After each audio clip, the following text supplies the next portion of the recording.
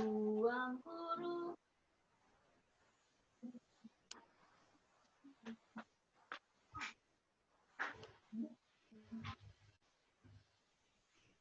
Ini aku laris bener ya.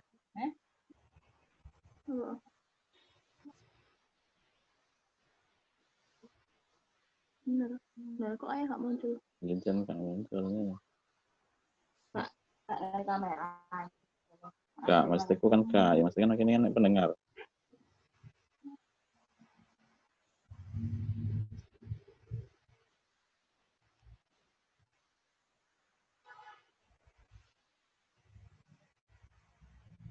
Halo, hai.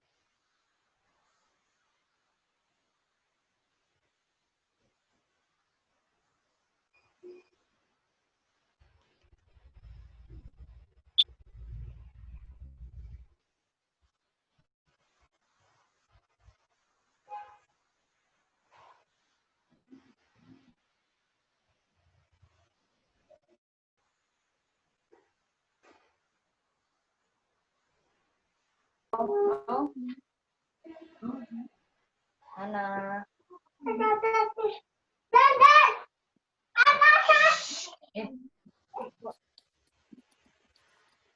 Boleh mungkin di-unmute dulu, guys.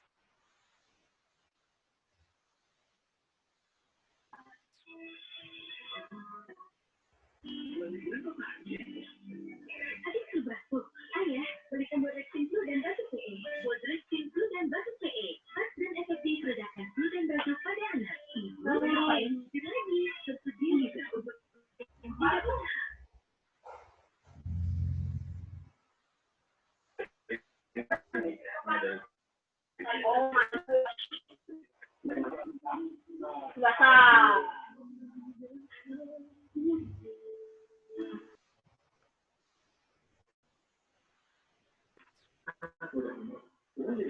Dari luar rumah.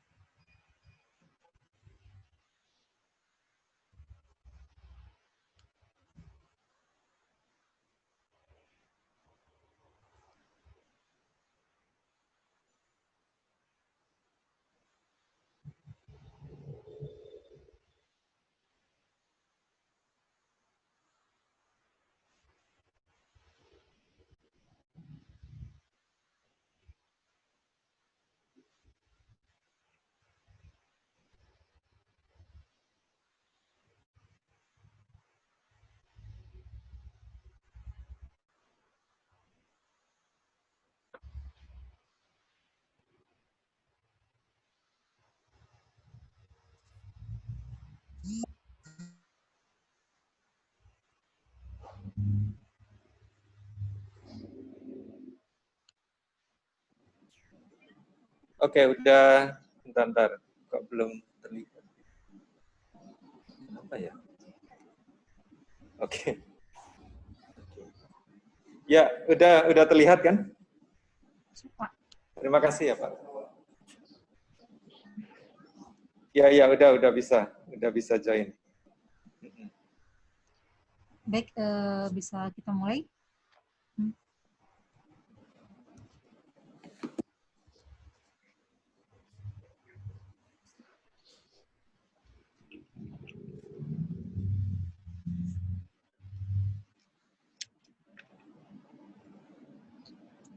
Baik, selamat siang semuanya. Apa kabar semuanya, Bapak dan Ibu dan teman-teman semua? Semoga kabarnya hari ini sehat selalu. Kemudian kabar portofolionya tentunya baik juga ya. Baik, sebelumnya perkenalkan di sini saya Rika Armita. Saya selaku moderator dari acara ini. Nah, saya sendiri juga masih bagian dari Aksi Pusat.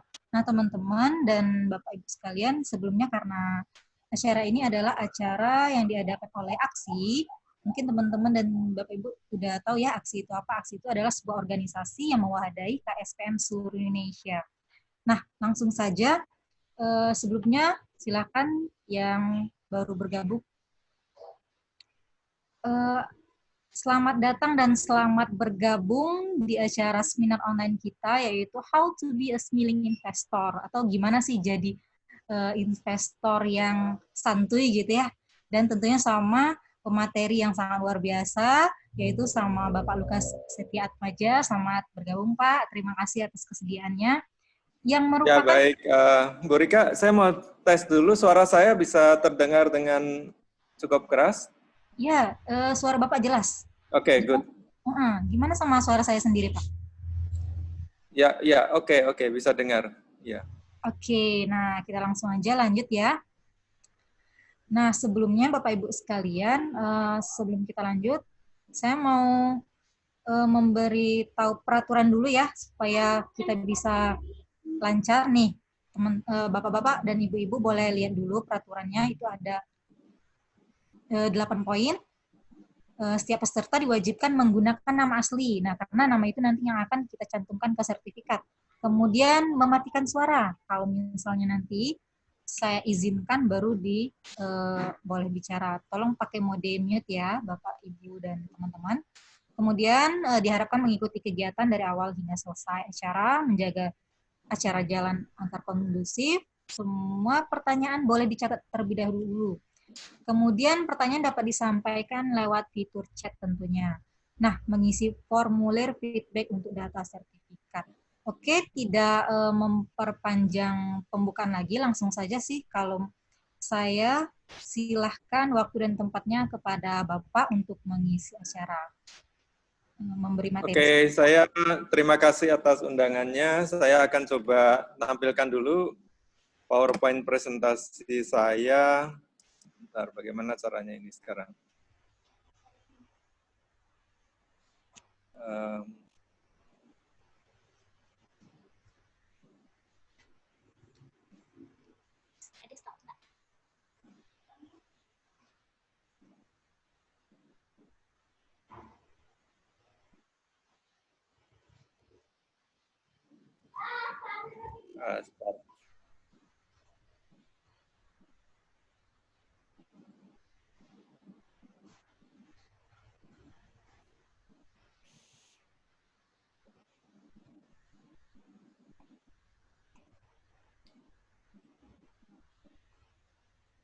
Oke, Mbak Rika, apakah ini bisa terbaca dengan baik? Ya, bisa Pak. Bisa ya, terbaca ya.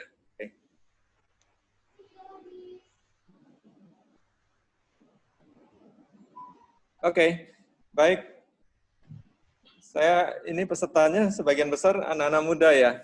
Iya, betul sekali Pak. Oke, baik. Selamat siang, Mas-mas, Mbak-mbak. Kalau ada Bapak Ibu, ya saya sapa Bapak Ibu, saya sapa Mas-mas, Mbak-mbak juga. Terima kasih atas undangannya. Siang hari ini kita akan belajar mengenai bagaimana caranya kita berinvestasi dengan baik dan benar supaya hasilnya juga bisa membuat kita smiling. Nah, nanti tadi kalau Mbak Rika mengatakan bahwa gimana caranya jadi investor santuy. Nah, memang enak ya kalau bisa jadi investor yang santuy. Oke, tak kenal maka tak sayang. Saya mulai 1-2 menit perkenalan. Saya sehari-hari adalah dosen di Universitas Prastia Mulia. Ini ada di Serpong di Jakarta. Berdiri sejak 1982. Yang di sebelah saya ini mestinya udah pada kenal ya, namanya Bapak Lo Keng Hong. Ini yang sering disebut sebagai Warren Buffett of Indonesia. Yang kebetulan juga sejak tahun 2011 itu beliau rajin mengajar di Prastia Mulia juga sebagai dosen tamu. Ya, paling tidak 1 tahun itu beliau mengajar 3 kali. Saya juga adalah komisaris independen di PT Prodia Widya Husada Tbk, ini Lab Prodia. Lalu juga aktif di satu lembaga yang disebut Indonesia Institute for Corporate Directorship. Ini banyak memberikan pelatihan untuk direksi komisaris. Kami banyak mensupport tentang peningkatan good corporate governance di perusahaan-perusahaan. Lalu juga ada kegiatan Indonesian Institute for Public Governance. Ini intinya membantu pemerintah-pemerintah daerah untuk maju ya in terms of kinerja maupun tata kelola. Ini adalah buku-buku Mbak Rika. Ya, Pak, belum keluar, Pak. Halo? Ya, halo. Ya, bagaimana Mbak Rika? PowerPoint-nya belum kelihatan, Pak. Oh gitu, tadi saya pikir udah. Bentar. Bentar. Saya harus klik share dulu ya, bentar.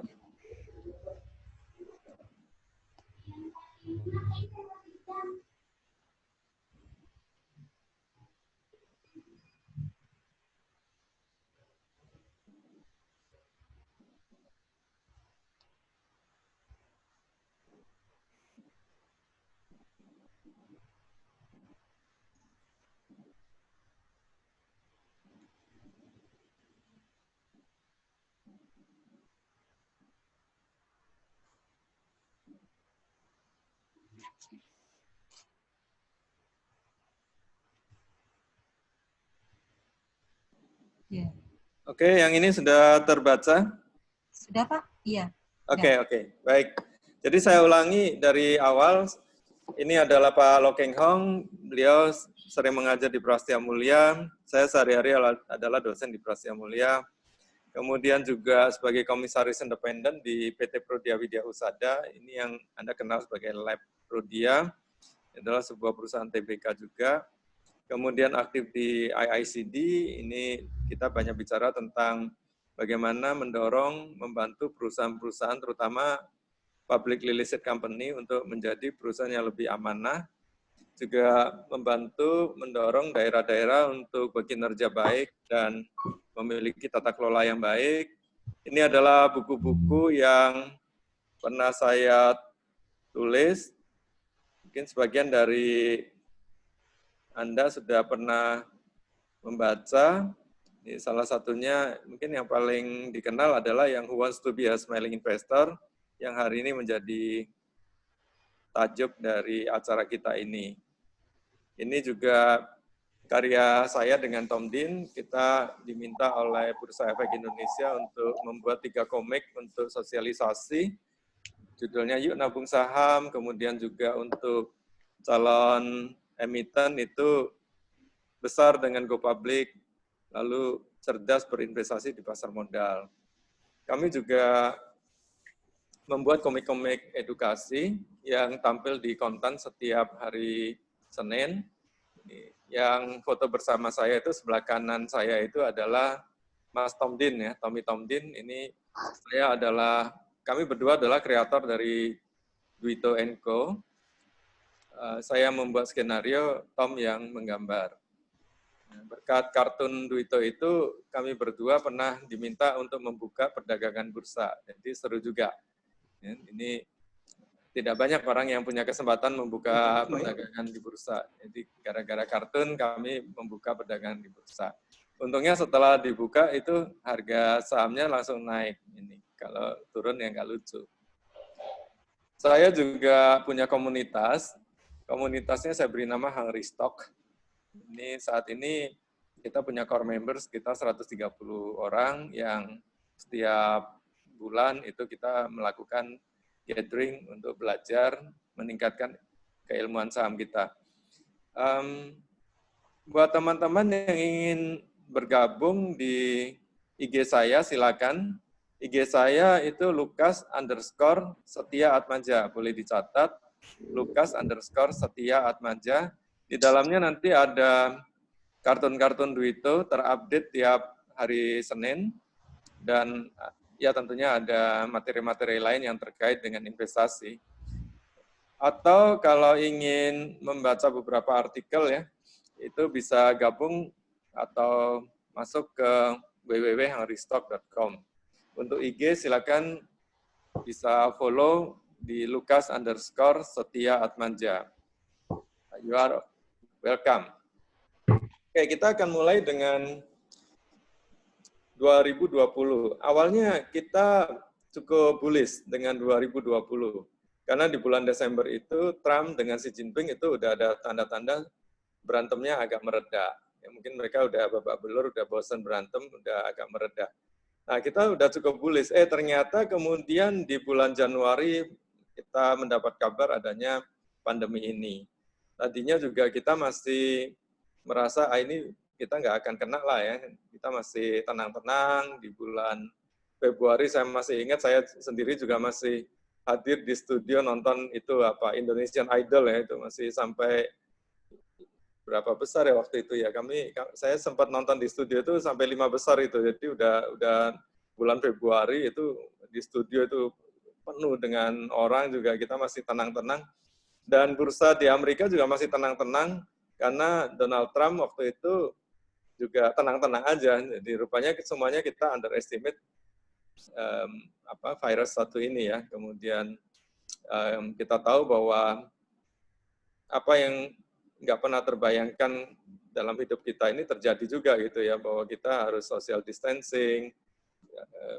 Kalau dulu kita dapat libur sehari aja seneng banget kalau tanggalan merah. Sekarang rasanya udah jenuh di rumah ya, malah pingin pergi. Ini adalah tahun yang Years of Living Dangerously. Ini dulu ada film yang judulnya ini. Mungkin Mbak Rika belum lahir ini.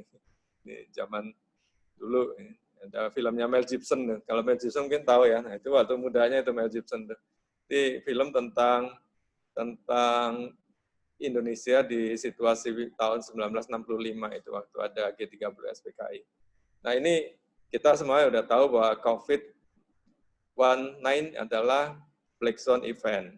Black Swan ini artinya ini event yang probabilitas terjadinya itu kecil sekali sebenarnya, tapi ketika dia terjadi itu impact-nya luar biasa. Jadi ini adalah istilahnya itu highly improbable but not impossible. Ya. Ada buku kan namanya Black Swan, nanti silakan aja googling, kalau nggak baca bukunya ya paling nggak baca ringkasannya di Google. Black Swan ini judul buku seorang profesor yang menulis dari Amerika, yang intinya adalah ini adalah highly improbable event but not impossible. Nah, ini kejadian ini sekarang nih, COVID-19 ini. Katanya yang benar itu bukan 19 tapi 19. Lalu kalau ada krisis juga bukannya kita jadi ketakutan, tapi justru melihatnya itu sebagai peluang. Nah, kalau udah bicara memanfaatkan peluang dari krisis itu, kita mesti belajar dari masternya ini. Ya, masternya siapa? Kalau di Indonesia itu ada namanya Pak Lau Keng Hong, ini salah satunya. Sebenarnya tidak tertutup kemungkinan masih ada investor lain juga yang sukses ya, seperti beliau. Tapi Pak Lau Keng Hong ini adalah satu dari sedikit investor sukses yang mau sharing. Nah, beliau ini suka sharing. Kebetulan juga saya berteman baik dengan Pak Lo, dan dari awal saya banyak menulis tentang Pak Lo Keng Hong. Sekarang sih udah nyebar kemana-mana ya, di YouTube juga ada, di yang mungkin sebagian juga mengambil dari artikel-artikel yang pernah saya tulis ini.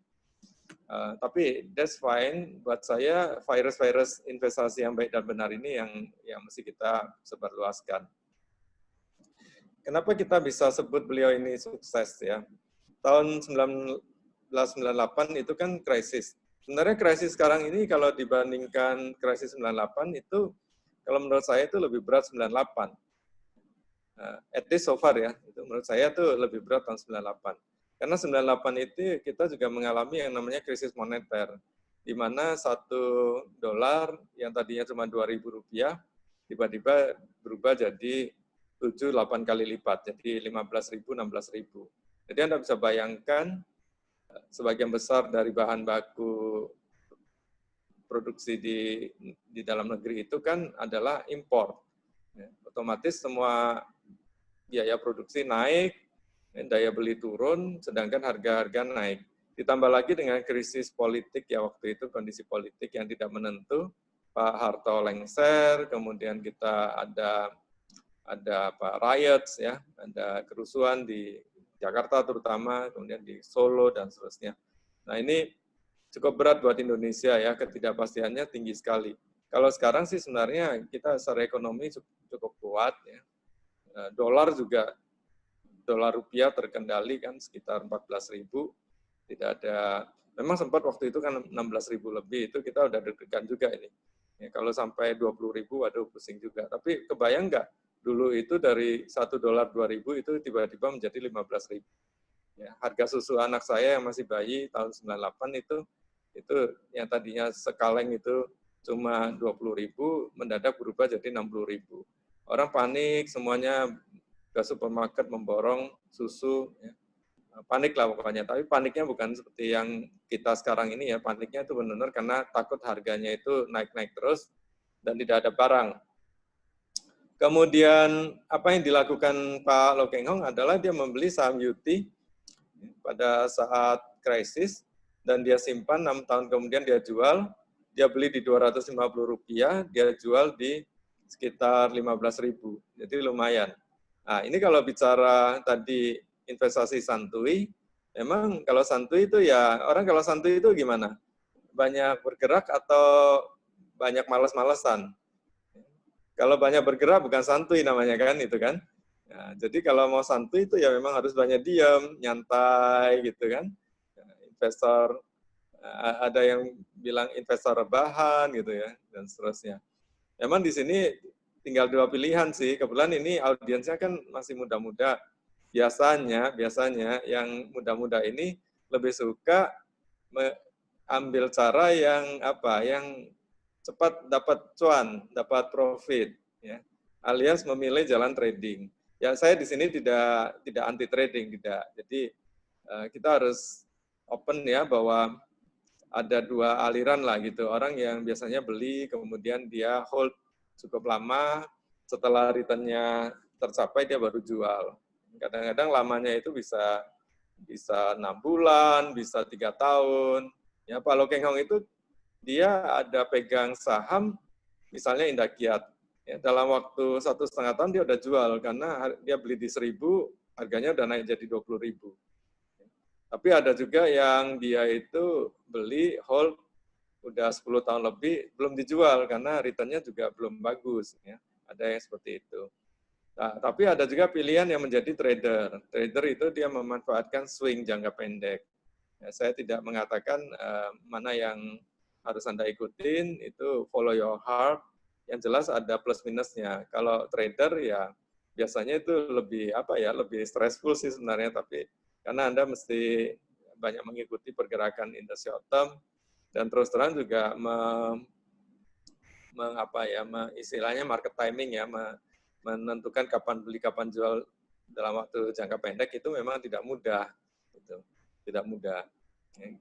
Bahkan Warren Buffett mengatakan bahwa impossible lah untuk timing market in the short term begitu ya. Nah, kalau jangka panjang itu mungkin lebih bisa ditebak lah gitu. Misalnya kalau Anda beli saham bank yang bagus itu misalnya BRI misalnya. Ya, kalau Anda tanya Mbak Rika, besok BRI naik atau turun? Nah, Mbak Rika bingung ngejawabnya kan. Aduh, besok naik apa turun ya? Gitu. Ya, mungkin susah untuk menjawabnya. Ya memang banyak metode sih, tapi akurasinya juga kan kita nggak pernah tahu seakurat apa. Tapi kalau kita tanya Mbak Rika kalau saya beli saham BRI, nanti kira-kira 5 tahun lagi sahamnya naik atau turun ya? Nah, kemungkinan besar Mbak Rika akan jawab naik. Karena apa? Nah, BRI itu bank yang bagus, ya kan? Dia bisa dapat apa istilahnya fund ya, yang murah, dia bisa lempar kreditnya ke mikro dengan harga yang lebih tinggi, dia menikmati spread bunga yang bagus, dia punya banyak cabang dan seterusnya. Dia menguasai microfinancing dan seterusnya. Jadi ini bank yang mungkin juga tata kelolanya baik, majority shareholder-nya adalah pemerintah, dan seterusnya, dan seterusnya. Jadi ada pertimbangan-pertimbangan fundamental. Ya, kalau kita udah bicara jangka yang lebih panjang, itu kenapa sebuah saham itu harganya naik, itu karena nilai perusahaannya naik. Karena orang melihat perusahaan ini making money dan prospek ke depannya juga masih terus making money. Jadi harganya akan naik. Nah, contoh yang paling gampang BCA lah, itu salah satu saham terbaik lah yang ada saat ini ya. Kalau Anda beli saham BCA waktu IPO, Anda tinggal tidur, tadi kan mau santuy ya, Anda tinggal tidur, itu IPO kan tahun 2000 itu BCA. Nah, BCA ini bank yang bagus, bank yang dia punya, kalau Anda udah belajar saham-saham bank, Anda tahu CASA ratio-nya itu rendah. Artinya dia banyak mengandalkan dana itu dari tabungan-tabungan. Nah, tabungan kita kan bunganya kecil sekali kan. Tabungan itu bunganya kecil sekali, dia lempar kredit sehingga spread-nya itu besar, ya, karena dia punya cost of fund-nya itu rendah. Jadi ini bank yang revenue-nya naik terus, dan laba bersihnya juga naik terus. Nah, kalau orang beli kemudian tinggal rebahan tidur, ya, 20 tahun kemudian, itu kalau dihitung CAGR-nya, CAGR itu apa ya, kenaikan rata-rata per tahun, itu BCA itu sekitar 30% loh. Jadi lumayan tuh 30% per tahun selama 20 tahun. Oke, nah yang dilakukan Pak Lo adalah dia membeli United Tractor pada saat krisis, dan dia menjual setelah krisis berlalu. Karena typically memang kalau udah krisis berlalu kan bisnis yang bagus itu dia akan recover. Oke. Ini adalah formula 3 kunci sukses ya, untuk Anda bisa sukses. Memang saat ini kita kan ada kesempatan sebenarnya krisis. Ya, walaupun kesempatannya sempat berlalu juga. IHSG seperti Anda ketahui kan sempat 3.900-an waktu bulan pertengahan Maret. Nah, itu ternyata cukup rendah, dan sekarang udah naik IHSG balik ke sekitar 5.000. Ya, tapi apakah akan ada kesempatan berikutnya? Ya, ini yang kita tidak tahu. Nanti saya akan banyak membahas bahwa IHSG itu sangat terpengaruh tentunya ke COVID-nya itu sendiri ya, karena penyebab dari jatuhnya IHSG juga COVID, kembalinya IHSG itu juga tentunya karena COVID juga. Nanti kita akan lihat. Nah, 3 kunci sukses di sini, yang pertama adalah Anda tuh mesti punya strategi. Itu tadi. Nah, sekarang saya bicara tidak trading ya, jadi saya hanya bicara investasi. Jadi bagi yang suka trading, ya mohon maaf, ini kita belajarnya sesuatu yang agak berbeda ya. Jadi kalau mau belajar trading, mungkin tidak dari saya, karena saya biasanya pengalamannya lebih ke investasi. Nah, untuk berhasil sebagai investor, Anda harus punya strategi. Seperti Sun Tzu, ini ahli perang Tiongkok kuno yang hebat sekali, dia bilang bahwa every battle is won before it is fought. Jadi sebelum berperang itu harus punya rencana yang bagus, strategi yang bagus, dan kalau Anda punya strategi yang bagus, maka Anda sudah memenangkan pertarungan itu. Jadi peperangan itu sendiri itu formalitas saja, ya, karena secara strategi dia udah lebih unggul dari lawannya. Nah, yang kedua, Anda harus fokus pada opportunity bukan danger. Ini pada saat krisis seperti sekarang ini, ada teman saya yang dari brokerage itu, mengatakan, Pak, justru saat ini nih banyak orang tiba-tiba buka akun nih untuk entah trading saham atau investasi saham. Jadi orang yang tadinya tiba-tiba yang tidak tertarik investasi saham itu tiba-tiba banyak yang tertarik. Nah, saya punya teman pendeta, dia tanya, saya punya uang lebih nih, saham apa ya yang bagus? Ini kan saya dengar saham sedang murah gitu. Jadi ini udah beda dengan zaman dulu ya. Zaman dulu itu kalau krisis tuh orang ketakutan justru. Kalau sekarang justru orang tuh ingin masuk ke saham. Jadi mereka rupanya sudah bisa melihat opportunity bukan danger-nya. Gitu. Bahkan ada satu saudara sepupu saya tuh yang dia tidak pernah sentuh saham sebelumnya. Kemudian dia juga punya dana untuk investasi. Tiba-tiba tanya, itu kan, gimana ya caranya beli saham ya? Saya beritahu, ini baca buku Smiling Investor nih, ini simpel aja, kamu bisa belajar. Terus dia tanya lagi, mendingan saham apa ya? Saya bilang kalau kamu jangka panjang itu ya carilah saham tuh yang kriterianya satu, dari dulu sampai sekarang itu revenue-nya tumbuh terus dengan baik. Laba bersihnya tumbuh terus dengan baik. Terus ke depannya juga kita lihat dia bakal akan lebih tumbuh lagi. Gimana tahu caranya? Oh, itu dia perusahaan itu harus punya produk atau servis itu yang memang masih dibutuhkan. Akhirnya dia beli saham BRI loh. BRI itu pas lagi turun-turunnya waktu 2.200 dia beli. Sampai sekarang dia masih pegang. Jadi dia sampai bingung sendiri. Habis beli, kayak kebetulan memang harga terkoreksi naik kan waktu itu karena turunnya terlalu banyak. Itu sampai dia WhatsApp saya, ini harga naik-naik terus nih, ini beneran apa enggak? Jangan-jangan cuma mimpi aja. Ya saya bilang anggap aja kamu hoki lah gitu kan. Pick the right stock in the right time gitu. Karena saya juga waktu itu nggak tahu, saya hanya berpikir, ini saham BRI cuma 2.200 nih, ya apa ya, walaupun ada COVID, tapi rasanya sih ini udah murah banget gitu. Jadi dia untuk jangka panjang, walaupun saya waktu kasih tahu dia, kalau habis beli, besok diajak turun lagi, kamu jangan teriak-teriak ya, kamu harus siap mental gitu. Ya, karena kita nggak pernah ada yang tahu. Misalnya value saham 3.500, sekarang harganya cuma 2.200, habis beli, nggak ada jaminan loh itu value harganya akan balik ke atas. Bisa aja yang harga yang salah itu makin salah lagi. Jadi buat investor pemula itu biasanya saya udah wanti-wanti, saya ingatkan, ya, kalau besok diajak turun lagi, jangan kamu cut loss ya. Ini. Ya, tapi buat dia tuh dia termasuk yang beruntung, begitu dia masuk, ya, harga sudah murah sekali, kemudian juga terkoreksinya cepat sekali gitu. Sekarang dia rajin-rajin buka portofolio dia karena portofolio dia itu hijau royo-royo ya, karena belinya di 2.200, sekarang harga pasarnya kan 3.100 kan. Jadi harus punya keberanian sih. Emang kalau nggak punya keberanian ya udah nggak usah investasi saham. Ya, gitu. Investasi saham itu memang berisiko, jadi harus punya keberanian. Paling nggak kalau Warren Buffett bilang bahwa kalau nggak tahan lihat saham yang kita beli itu turun sampai 50%, ya jangan sentuh saham gitu. Yang terakhir Anda harus tadi itu punya confidence atau courage ya.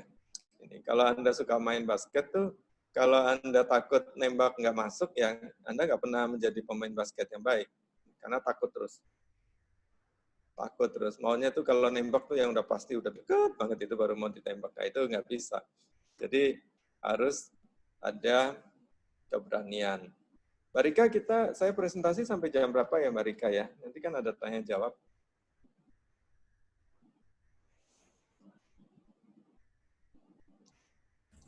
Iya Pak. Saya presentasi nanti kira-kira sampai jam berapa? Ini jadwal kita kan memang durasinya itu selama 2 jam ya Pak. Nah, jadi nanti untuk Bapak sendiri presentasinya kita kasih waktu sekitar kurang lebih 1 jam.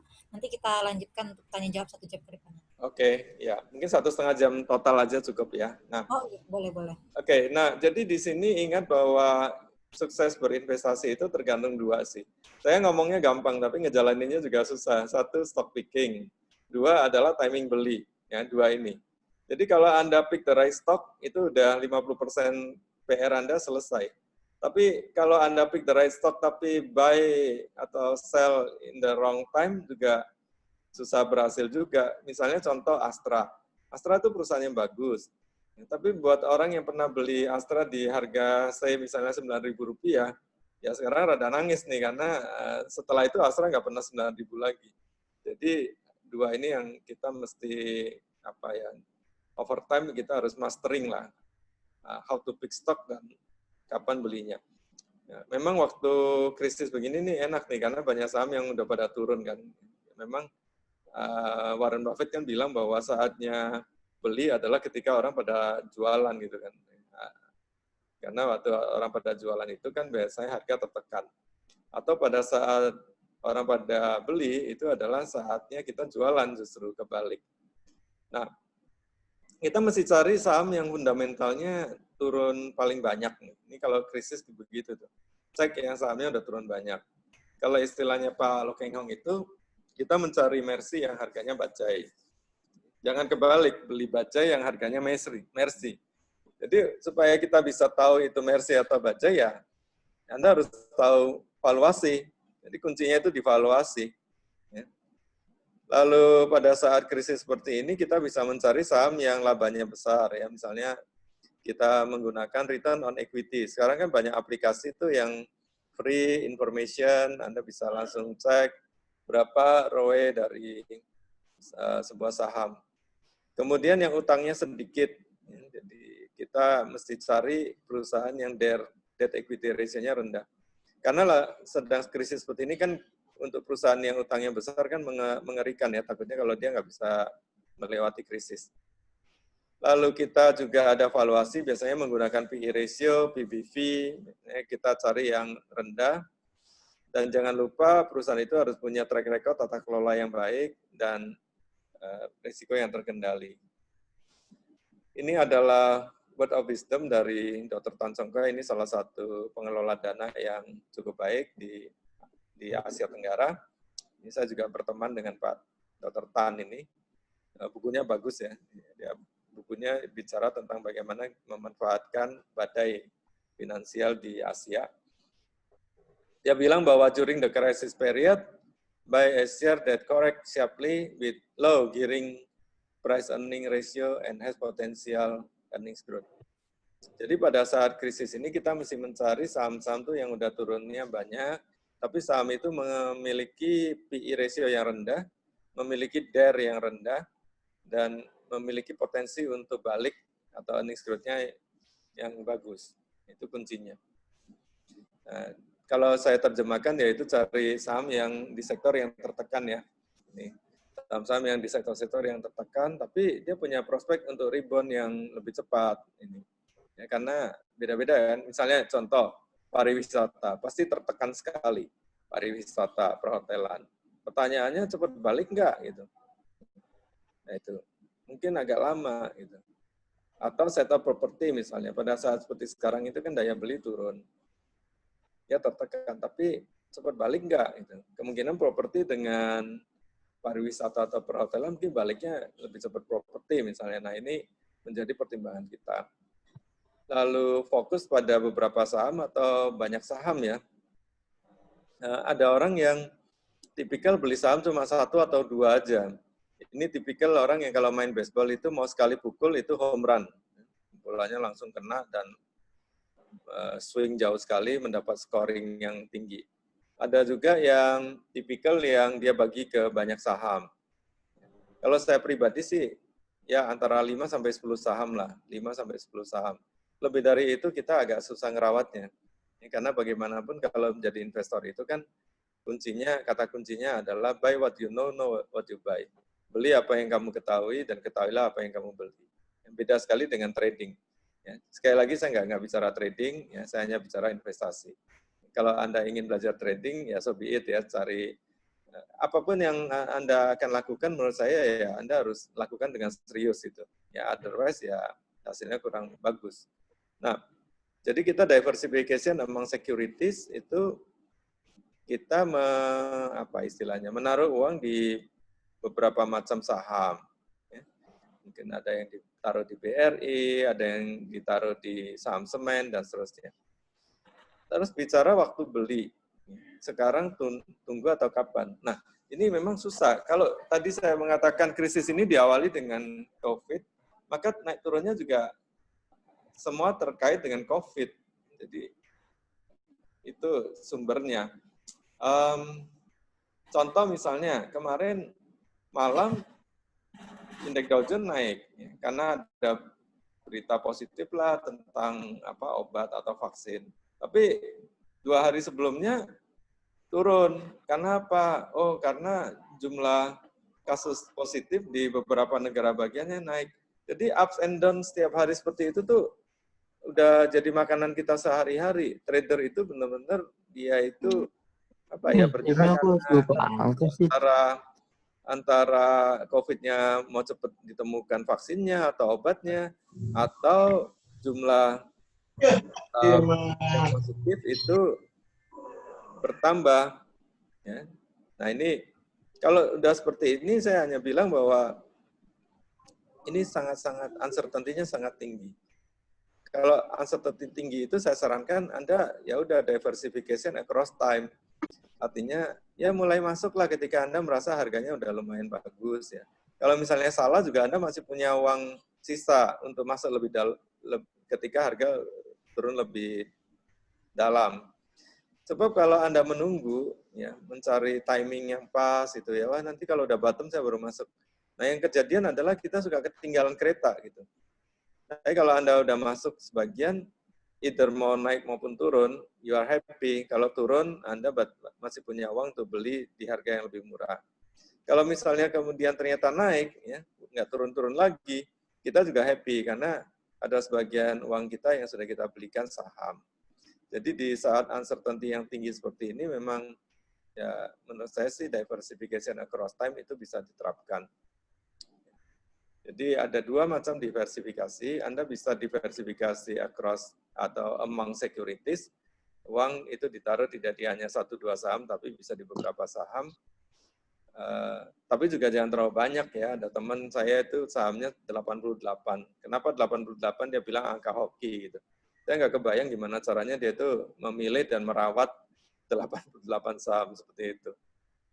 Ya, kemungkinan besar ya dia tidak tahu jeroan dari perusahaan itu. Ya, kalau buat saya itu 5-10 itu udah cukup. Oke, jadi strateginya simpel ya. Cari saham yang udah terdistract ya waktu krisis ini. Cari saham yang jatuhnya udah banyak. Tapi bisnisnya itu harus resilient, yang harus tahan. Jangan sampai terdistract, harga udah turun banyak, tapi dia juga patah gitu. Bangkrut perusahaannya, wah ini nggak ada kesempatan lagi ya untuk bangkit, justru mati pada saat krisis. Lalu yang kedua adalah revenue-nya itu bisa grow lagi nggak gitu, ya, in the next 3 to 5 years. Contoh perbankan ya, saham-saham Bank Buku 4 itu sekarang kan banyak turun ya, udah turun banyak ya, BNI, BRI, Bank Mandiri. Nah, kalau Anda punya keyakinan yang cukup besar bahwa kalau COVID ini sudah mulai mereda atau bahkan vaksinnya ada ditemukan, bisnis balik lagi seperti semula, nah, apakah perusahaan ini mampu untuk kembali tumbuh seperti sebelum COVID misalnya? Ya kalau tahun ini semua pasti mengalami sih, perusahaan sebagian besar perusahaan pasti mengalami penurunan baik revenue maupun laba bersih. Kalau kita investor sih selalu mengajarkan untuk berusaha untuk melakukan valuasi. Dan kita hanya akan membeli kalau kita melihat ada harga di bawah value-nya. Baik kalau harga itu di bawah value. Oke. Dan kemudian kita simpan, kita tunggu sampai mencapai target tadi itu, target price. Ya, kayak Pak Keng Hong, dia punya target price misalnya. Begitu udah mulai mendekati target price, dia udah ancang-ancang jual kan. Jadi Anda juga nggak bisa sih seperti Warren Buffett yang mungkin hold forever gitu ya. Gitu. Ya memang ada saham-saham tertentu yang bisa hold forever seperti Coca-Cola gitu. Tapi menurut saya sih sebagai investor pun ketika harga itu sudah bagus, ya, sudah mencapai target price Anda, atau bahkan sudah overpriced ya, di mana kita merasa bahwa harganya ini udah naik tinggi sekali, udah di atas value-nya. Nah, itu mungkin saatnya kita keluar. Kita pindahkan lagi dananya ke saham lain yang kita anggap underpriced. ini sektor dampak COVID ini kalau kita analisis sih untuk retail tuh parah ya. Orang mall ditutup, ya, waktu itu PSBB. Ini juga udah mulai dibuka setengah, tapi kita juga nggak tahu ya apakah akan terjadi PSBB lagi, balik lagi seperti semula, bukan PSBB yang dilonggarkan seperti sekarang. Karena jumlah kasus di Indonesia itu juga kan agak terjadi peningkatan. Mungkin juga karena tesnya sekarang udah 22.000 per hari kan. Kalau yang kenanya sedang ya kayak komoditas ya, karena energi kan. Jadi kayak coal, CPO, bank, multi finance, bank sebenarnya termasuk cukup banyak juga kenanya.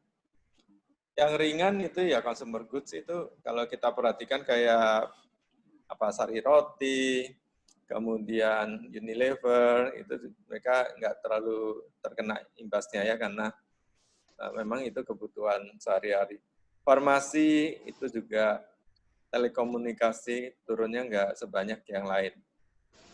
Paling cepat recover itu ya biasanya sektor yang jatuhnya paling dalam itu biasanya. Kadang-kadang jatuhnya itu udah sampai over sehingga orang baru sadar, ini kayaknya terlalu dalam deh, sehingga cepat rebound. Banyak saham kalau Anda perhatikan dari kejatuhan pertengahan Maret itu sekarang sudah balik ya. Jadi kalau belinya di Maret itu sekarang waktu itu udah turun sekitar 35%, 40% bahkan. Itu sekarang udah banyak yang pulih. Kayak BCA itu kemarin udah 31.000 itu. Waktu sebelum COVID itu paling tinggi kan 34 ya. Tapi rata-rata dia banyak di 32.000. Jadi BCA sendiri itu contoh yang saat ini harganya udah hampir pulih itu. Nah, yang belum pulih itu seperti Bank BNI misalnya itu. Dulu 7.000-an, sekarang tinggal 4.000 sekian. BRI juga dulu 4.000-an, sekarang tinggal 3.000-an. Tapi untuk BCA dia udah mendekati harga sebelumnya. Nah, ke depannya seperti apa kita juga nggak tahu. Sekali lagi tergantung COVID-nya di sini. Tergantung COVID-nya. Ya, kalau kemudian di seluruh dunia ada second wave, misalnya ya itu pasti akan berpengaruh ya ke valuasi saham. Lalu ada yang lambat rebound itu ya menurut saya sih kayak properti ini cukup lambat ya reboundnya ya. Karena daya beli pasti berkurang kan. Dan ini bukan kebutuhan primer. Jadi orang bisa tunda. Kemudian infrastruktur, kontraktor, pasti terpengaruh juga ya. Bank-bank itu saya termasuk yang agak lambat reboundnya, multi finance juga.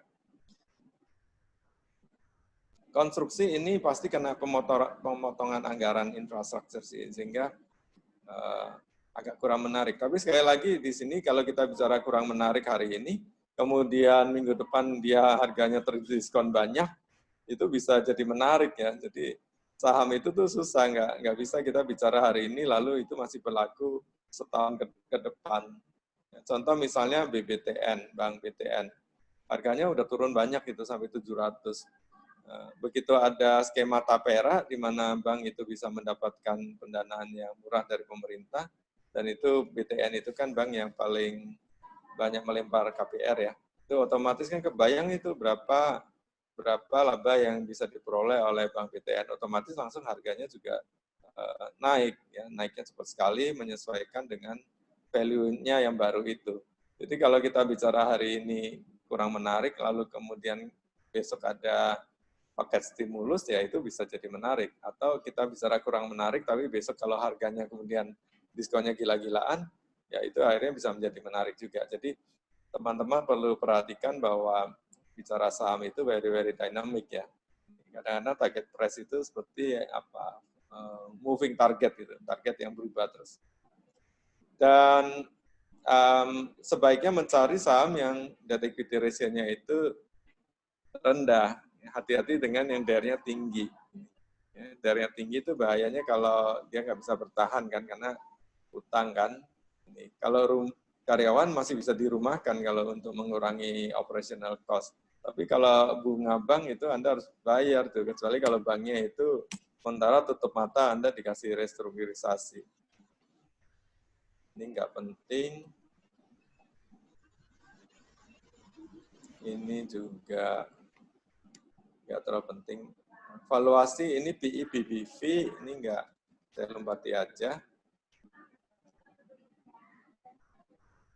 Nah, ini saya buat di beberapa bulan yang lalu, ternyata saya juga nggak tahu kalau Maret itu yang di 3.900-an itu termasuk yang bottom lah ya. So far kita tahu itu Maret yang jatuhnya banyak itu adalah bottom. Karena habis 3.900 sekian itu sudah nggak balik lagi ke bawah, tapi maksud saya tidak turun ke bawah, tapi yang terjadi adalah dia rebound ke atas. Nobody knows.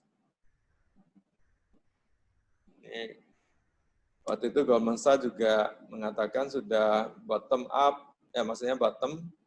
Kemudian seminggu kemudian dia koreksi lagi, dia bilang bahwa itu belum bottom. Banyak ahli-ahli ekonomi yang memprediksi bahwa ekonomi akan lebih buruk lagi. Ternyata so far belum terjadi. Bahkan Warren Buffett kita baca, kita tahu bahwa dia banyak jual saham airline company, pesawat ya, karena dia melihat masa depan yang kurang menarik untuk penerbangan gara-gara pandemi ini. Dan dia juga nggak nyaman karena airlines itu kan utangnya gede. Perusahaan itu utangnya besar-besar. Jadi dia jual, tapi kemudian diketawain oleh Trump bilang tuh, lihat yang jualan saham airline itu sekarang gigit jari karena sahamnya kemudian balik naik. Jadi kesimpulannya memang tidak mudah ya memprediksi uncertainty akibat COVID ini, sangat tidak mudah. Mungkin Anda bilang, Pak, sebentar lagi kan kok vaksinnya akan ditemukan. Virus ini nih lemah, tapi lemah karena dicuci pakai sabun aja dia kalah. Tapi dia smart, dia pintar, smart. Jadi dia tuh gampang transformasi. Nah, ini yang membuat vaksin untuk COVID ini tidak cepat ditemukan. Ya moga-moga aja ketemu gitu ya, tapi ada probability juga dia tidak segera ditemukan karena sifat dari virus ini memang ya mudah berubah. Ini Mark Cuban itu yang punya klub NBA Dallas Mavericks itu juga dia bilang, saya sekarang banyak pegang cash juga, yang saham yang sudah saya punya ya saya biarin aja. Dia bilang kalau sahamnya kemudian harga saham kemudian pada naik, dia bilang ya that's fine karena saya udah punya saham. Kalau harga saham pada turun, that's fine juga buat saya karena saya masih punya uang untuk membeli saham-saham dengan harga yang murah. Kemudian IMF memperingatkan bahwa sangat mungkin kita akan mengalami resesi. Kalau Anda baca, ini outlook-nya untuk US itu tahun 2020 itu sampai minus hampir 6%. Lalu untuk Indonesia sendiri sih, mana ya, ini ASEAN itu diperkirakan 4,8 ya. Tapi 2020 ini minus 0,6, ini 4,8 itu tahun 2019. Itu 2021 itu diperkirakan sudah pulih. Ya, puji Tuhan kalau itu terjadi. Nah ini Indonesia itu tahun 2019 tuh pertumbuhan ekonomi 5%. Tahun ini kita diprediksi masih tumbuh loh, walaupun hanya 0,5%. Tapi tahun 2021 kita termasuk salah satu yang diprediksi oleh IMF itu akan pulih dengan cepat. Jadi ini kita masih menaruh harapan di sini. Ingat bahwa membeli saham itu adalah kita selalu forward looking. Kapan ya kita balik lagi ke normal? Itu para ahli itu mengatakan ya tidak bisa cepat. Jadi ini semuanya tentunya sangat tergantung pada apakah vaksin yang efektif itu bisa ditemukan segera. Kalau misalnya itu ditemukan itu, saya baca-baca itu paling cepat itu adalah tahun depan, kira-kira pertengahan. Nah, padahal butuh waktu untuk produksi vaksin, itu satu. Kemudian yang butuh vaksin itu kan jumlahnya juga banyak kan. Kalau yang menemukan Amerika ya dia akan utamakan dulu warga negara dia di sana, penduduk di sana. Nah, untuk Indonesia, kapan kita baru bisa dapat, kita nggak pernah tahu. Jadi kesimpulannya memang kita itu harus hidup berdampingan dengan si virus ini, nggak bisa dihindari lagi. Nah, hidup berdampingan di sini ya kita harus menjalankan protokol untuk mengurangi probability penyebaran virus ini. Ya, social distancing, pakai masker misalnya. Ini juga. Jadi jangan percaya kalau di WhatsApp group itu mengirimkan gambar nih di China udah ada misalnya. Ya, kita hanya mau baca dari yang media-media mainstream lah, ya, seperti mungkin Kompas, ya, Detik itu mungkin kemungkinan salahnya itu lebih sedikit. Jadi di sini butuh waktu, ya, butuh waktu. Jadi dengan kata lain tuh Anda masih punya banyak kesempatan tuh karena virus ini, pandemi ini kan menimbulkan gejolak. Gejolak itu bisa dinikmati. Ya, ketika harganya tertekan, Anda bisa masuk. Ya, tentunya kita udah stock picking dulu. Saya udah seneng nih saham BRI misalnya. Cuma di harga 3.200 kayaknya agak tinggi ya. Sebaiknya saya tunggu dulu deh. Nah, karena pasarnya juga uncertain seperti ini, suatu ketika bisa aja BRI itu misalnya aja jadi 2.800. Nah, mungkin saat itu Anda bisa membeli dengan harga yang lebih murah. Ini juga bicara herd immunity dan flattening the curve ini. Di Indonesia sih kita pilihannya bukan herd immunity, tapi kita mencoba menekan ya kurvanya itu. Cuma kalau dipikir-pikir lucu juga, karena kita nggak pernah ketemu kurva normal. Di Indonesia itu adanya tuh naik terus tuh. Sekarang 1.000 berapa tiap hari, 1.400, yang tadinya tiap hari 700. Ya karena mungkin jumlah tes yang terbatas tadi itu. Karena jumlah tes yang terbatas, maka hasilnya juga tadinya terbatas. Sekarang jumlah tesnya bertambah, hasil yang positif juga bertambah. Ini adalah flattening the curve yang harusnya warna merah. Itu kita coba tekan jadi yang biru. Maksudnya supaya apa? Supaya orang yang sakit itu masih bisa dirawat di rumah sakit dengan layak. Sehingga kita coba flattening the curve tadi itu dengan PSBB, dengan pakai masker, dan seterusnya. Supaya penyebarannya lebih lambat. Black Swan ini nggak usah saya pikir. Nah ini Howard Marks ini saya akan 5 atau 10 menit lagi saya akan akhiri sebelum masuk ke Q&A. Ini Howard Marks ini adalah pengelola dana di Oaktree Capital Management. Ini termasuk salah satu pengelola dana yang dihormati di Amerika. Ini salah satu buku dia adalah Mastering the Market Cycle. Ya dia bilang bahwa saham itu ya bisa aja ke utara, ke selatan gitu ya, head north naik ya, atau head south itu turun. Nah, kalau Anda itu tadi melakukan diversifikasi across time, artinya ketika turun Anda ada beli dikit, turun lagi Anda beli dikit lagi. Kalau seperti itu maka biar happy ketika oh ternyata sahamnya naik gitu. Kalau turun ya beli lagi.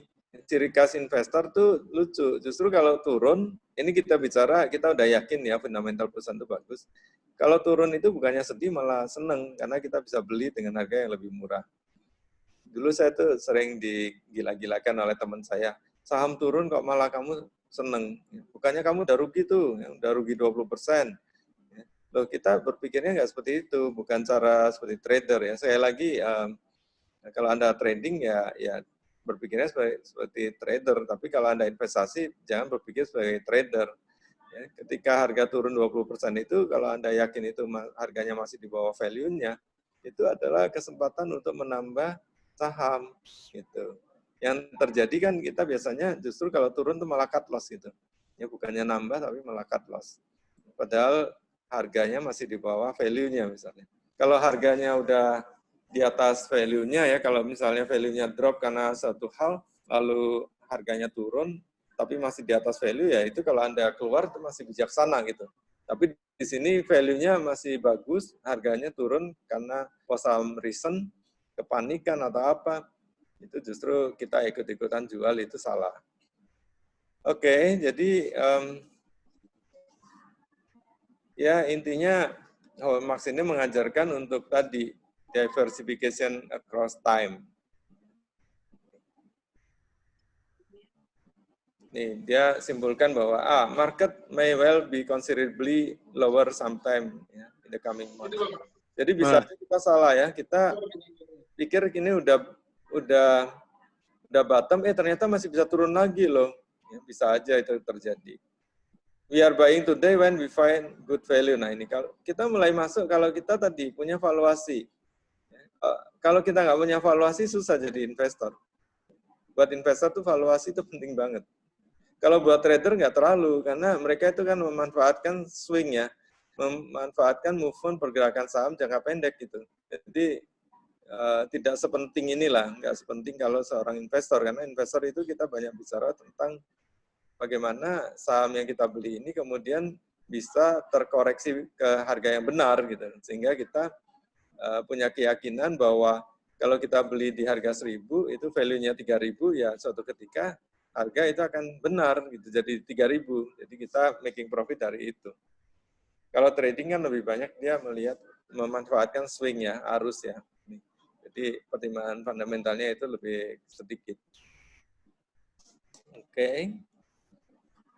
Dan kadang-kadang kita juga mengalami discomfort. Jadi ketika Anda masuk, Anda menurut saya harus siap yang namanya turun, diajak turun 10%, 20% itu harus siap mental. Jangan cut loss. Justru banyak yang gagal itu karena godaan cut loss-nya itu, waduh ini kayaknya saya salah nih.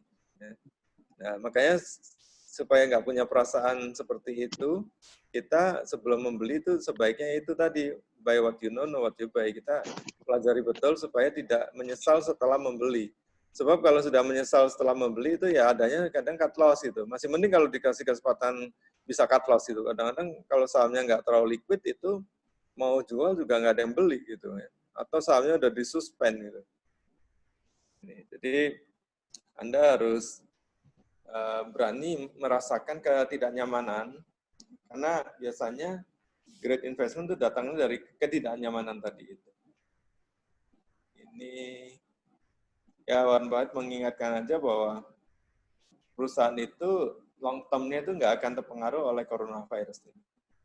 Jadi, misalnya potong rambut, ya, ada coronavirus ini kan dia sempat drop kan penjualannya karena kita takut, kan, ragu-ragu, ya, otomatis ya omsetnya turun. Tapi apakah akan seperti itu terus? Menurut saya sih enggak ya. Akhirnya orang akan tetap aja butuh kan potong rambut kan. Cuma di sini kita akan menyesuaikan, mungkin dia pakai masker atau apa.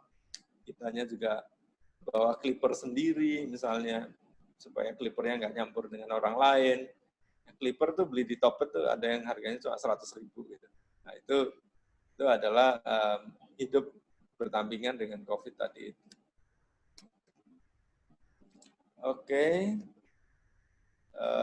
Think long term when the market is in your opinion is low ya. Ini catatan mengajarkan. Oke. Terakhir skenario pertama, berbahagialah kalau Anda itu masih punya cash 100%. Entah Anda adalah investor saham yang karena melihat ada pandemi Anda dulu sempat keluar, sekarang ingin masuk kembali, atau mungkin investor-investor yang baru bergabung gitu untuk menjadi investor. Nah di sini kita lihat di sini ada apakah sebaiknya kita buy now atau wait until July. Ini slide lama ya. Kalau sekarang kita bicaranya udah bukan Q1 karena kita udah tahu, kita lihatnya ke Q2-nya. Q2. Jadi sebentar lagi ini Q2 keluar kan, ini di akhir Juli ini. Ada teman yang juga menunggu itu. Deg-degan juga dia. Ini kalau laporan keuangan Q2-nya ternyata sangat buruk ya. Lalu harga turun lagi, saya baru mau masuk. Apakah ada global recession? Berapa lama?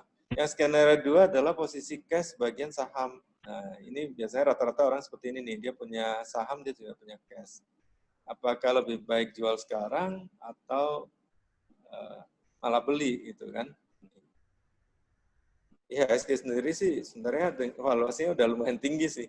Kalau saya pribadi sih di IHSG udah 5.000-an ini ya, itu kan ya kalau hitung-hitungan saya itu IHSG itu kalau kondisi tidak memburuk nih, tidak memburuk ya, tidak ada PSBB lagi dan seterusnya, ya sekitar 5.300.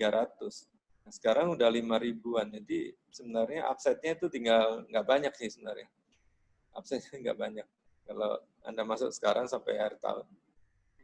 Yang ketiga adalah ya ini rata-rata banyak juga yang udah kadung pegang saham. Nah, apakah better to sell? Hati-hati ya, kalau menurut saya sih jangan terbiasa cut loss lah. Nah, cut loss hanya karena ikut-ikutan.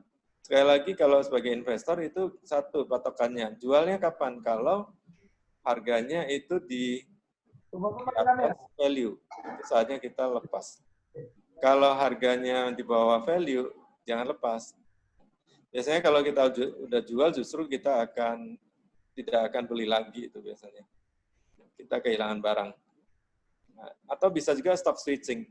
Ada juga yang sahamnya dia turun, dia rugi. Terus dia lihat ada saham sektor lain yang turunnya lebih banyak dan kemungkinan reboundnya bisa lebih cepat. Nah, di sini dia bisa jual, walaupun dia masih rugi dia jual, tapi langsung dananya dia tuh masukkan ke saham lain yang menurut dia lebih prospektif. Yang kita harus hindari adalah apa? Keeping cash when equity market is at the extreme low ini. Jadi kita itu benar-benar hanya karena takut atau mungkin masih menunggu ini masih bisa turun lebih dalam, kita keep cash pada saat sebenarnya market itu udah turun banyak. Penutup, most importantly itu untuk menjadi investor yang tersenyum, ya, yang santuy tadi, harus apa? Remain disiplin sebenarnya with their investment process. Jangan hari ini pingin jadi investor, besok udah berubah jadi daily trader misalnya. Throughout the volatility, history has shown that market will eventually recover ya, and may reward patient investor. Jadi kita sudah melalui beberapa kali krisis dan memang terbukti bahwa harga saham perusahaan yang baik itu akan bisa rebound. Saya nggak bicara yang buruk ya, kalau yang buruk ya jangan beli. Jadi kita harus punya keyakinan itu dan kita harus punya kesabaran karena kata Warren Buffett kan itu di pasar modal itu orang yang nggak sabar itu sebenarnya memperkaya, mensubsidi orang-orang yang sabar. Gitu. Jadi tergantung di sini kita mau jadi yang lebih sabar atau yang tidak. Baik Mbak Rika, saya tutup presentasi saya sudah 1 jam lebih sedikit. Silakan mungkin kalau ada pertanyaan kita bisa sekitar 20 menit lah. Silakan. Gue tau aja Lukas sensitif. Bodoh.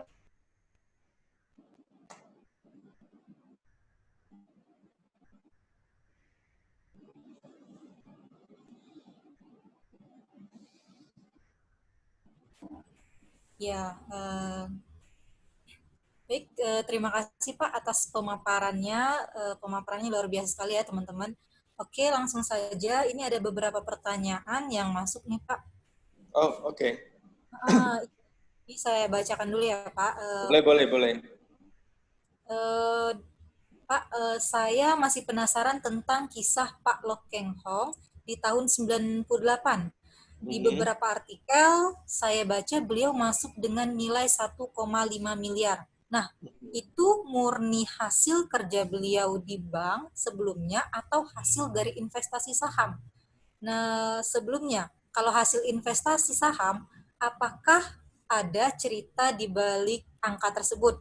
Menurut Bapak, angka segitu besar di tahun itu, Pak, jadi waktu masuk, memang beliau sudah dengan jumlah besar. Nah, gimana, Pak? Oke, memang di artikel yang, saya nggak tahu Anda baca artikel mana ya, karena zaman sekarang itu, ya mohon maaf aja tuh, banyak orang nulis itu kadang-kadang ngambil dari sumber lain tanpa menyebutkan referensi, itu udah sering kejadian. Nah, tapi tulisan itu diceritakan, maksudnya kisah United Tractor itu diceritakan oleh Pak Lok Keng Hong kepada saya, kemudian saya tulis gitu. Nah, kalau Anda baca tulisan saya, memang muncullah angka yang saya sebutkan tadi itu. Baik, itu juga ada di buku Smiling Investor. singkat kata gini, Pak Lo itu kan memang dia investor saham. Dia adalah investor saham yang kekayaannya itu hampir semuanya ditaruh di saham. Jadi beliau pernah cerita bahwa pada saat krisis itu ya kekayaan dia yang di saham itu tuh menurun. Ya. Tuh. Jadi nilainya itu kira-kira tinggal 15%. Yang 15% itulah yang kemudian dia taruh di saham United Tractor itu. Jadi itu memang harta yang sudah dia kumpulkan ya, ketika dia dari bekerja, kemudian juga menjadi investor saham, yang lalu menjadi full-time investor. Tadinya kan dia kerja sambil investasi saham, kemudian sejak tahun saya lupa ingat 94 atau 96 itu beliau menjadi full-time investor, sudah punya uang X, waktu krisis itu uang X itu tinggal 15% dari X, lalu yang 15% dari X itu dia taruh semua di saham United Tractor. Itu yang saya ketahui dari beliau. Itu Mbak, mungkin Mbak Rika. Oh, iya. Baik Pak, lanjut ya Pak, ini ada pertanyaan lagi nih, masih orang yang sama sih tadi nanya, apakah komunitas Hungry Stock itu bisa untuk orang umum bergabung? Gimana Pak? Sorry, nggak gitu jelas, ulang yang terakhir. Iya, masih dengan orang yang sama. Ya, pertanyaannya apa? Pertanyaannya, apakah komunitas Hungry Stock bisa untuk semua orang atau orang-orang umum yang bergabung? Hanya orang tertentu saja sih itu. Jadi kita memang agak eksklusif ya yang gabung di core member. Follow my IG aja nanti kalau ada informasi untuk pembukaan core member baru. Yang follow my IG tadi Lukas_Setiatmanja. Oke, silakan pertanyaan berikut Mbak Rika. Oke, baik Pak, lanjut. Ini ada pertanyaan, bagaimana Pak Lukas melihat prospek pasar komoditas ke depan? Apa ciri-ciri ketika market komoditi termasuk fase recovery? Nah, dari Indratan, Jakarta. Pasar apa, maaf? Bagaimana Pak Lukas melihat prospek pasar komoditas ke depannya? Apakah ciri-ciri ketika komoditas? Ya. Komoditas itu cyclical ya. Memang biasanya kita simpel aja sih, karena harga saham komoditas itu kan baik batu bara maupun agro misalnya, itu kan sangat korelasinya sangat positif terhadap harga komoditas itu sendiri. Jadi kita mesti rajin memperhatikan berapa harga komoditas sekarang. Ya, misalnya batu bara itu berapa. Biasanya kita simpel aja. Kita kalau yang alirannya value investor kan kita mau cari yang harganya murah. Ya, harga murah itu didapat ketika apa? Ketika harga komoditas itu secara historically itu memang rendah. Jadi misalnya batu bara itu kalau udah di bawah $50 per metric ton itu biasanya itu kita udah mulai, oh ini udah siap-siap nih bisa dikoleksi gitu. Jadi kalau komoditas itu cyclical. Cyclical itu ya itu tadi, rajin mengamati harga komoditas itu sendiri. Beli ketika dia udah mulai mendekati ke historically low. Nah, kapan jualnya? Ketika udah mulai naik, udah mulai agak tinggi gitu jual. Sebab kalau nggak dijual bisa diajak turun lagi itu nanti. Ketika harga batu bara 100, itu kalau kemudian dia turun lagi ke 50, itu harga sahamnya bisa diajak turun gitu. Yang tadinya kita udah untung bisa rugi. Jadi itu seperti itu kalau saham komoditas. Susah untuk memprediksi, tapi biasanya kita minimalkan risikonya dengan tadi beli pada saat harga komoditas itu historically low gitu. Silakan pertanyaan lain. Baik, lanjut ya Pak. Ini pertanyaannya, Pak, berapa lama kita memegang saham jika dilihat berdasarkan fundamentalnya? Apakah sampai harga wajarnya atau berdasarkan laporan keuangan kuartalan? Gimana Pak? Ya kan biasanya kalau kita investasi itu apapun lah sebenarnya ya. Yang namanya investasi itu kan beli, kemudian kita mau dapat keuntungan. Nah, keuntungannya itu udah kita patok kan gitu, biasanya gitu. Misalnya kita beli rumah, kita patok, kita akan jual kalau untungnya udah sekian. Kalau untungnya belum tercapai ya jangan dijual. Ya, apalagi kalau harganya lagi turun, rugi, kok malah dijual. Jadi kalau saya pribadi sih ya namanya investasi itu, satu yang kita mesti pikirkan itu adalah apa ya istilahnya itu, jangan sampai satu kehilangan uang yang kita investasikan itu pertama, kita amankan dulu. Jadi return of capital-nya itu loh, return off bukan on ya, itu yang pertama. Yang kedua, kalau dia udah mulai ada keuntungan, kapan ya jualnya ya? Nah itu kembali lagi, kita itu targetnya berapa persen, gitu. Dan disesuaikan juga dengan apakah menurut kita itu ini udah over value atau belum gitu. Tapi terus terang gini ya, kalau investasi itu kan ada artnya juga ya, kita nggak bisa 2 tambah 2 itu selalu 4 gitu. Contoh BCA itu, ketika BCA itu 20.000, 25.000, orang bilang itu udah overpriced. Tapi ternyata menemukan perusahaan yang bagus seperti itu susah juga. Akhirnya apa? Yang overpriced itu ya tetap aja naik harganya kan itu kan. Gitu. Kalau kita lihat tuh BCA itu mahal banget itu kalau dibandingkan dengan teman-temannya yang lain gitu kan. Mau pakai misalnya PBV gitu ya, PBV dia kan hampir 5 kali. Sedangkan BNI itu PBV-nya 0,9 gitu. Di bawah 1. Tapi tetap aja bagus. Jadi kalau bicara investasi, menurut saya pegangannya lebih ke return ya. Target return-nya udah tercapai belum, itu satu. Ya, bukan masalah berapa lamanya. Kadang-kadang target return itu bisa tercapai dalam waktu 6 bulan, kadang-kadang setahun, kadang-kadang bahkan 3 bulan udah bisa tercapai. Ya, kalau udah tercapai kita puas ya kita keluar dan kita mencoba memindahkan ke saham lain yang mungkin lebih valuasinya lebih murah gitu. Sama-sama prospektif tapi lebih murah. Itu Mbak Rika. Oke, baik. Langsung lanjut aja ya Pak ya. Ya. Ini ada lagi pertanyaan. Selamat sore Pak.